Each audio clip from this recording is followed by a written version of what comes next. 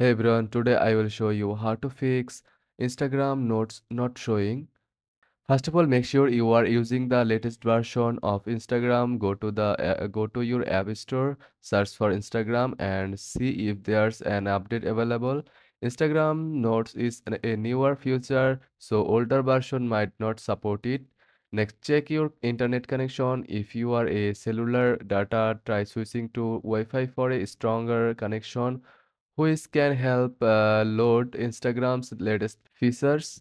Still not seeing notes? Go to settings and search language and switch your language by Firefly to another one, then back to your original language. This can sometimes refresh the app's features.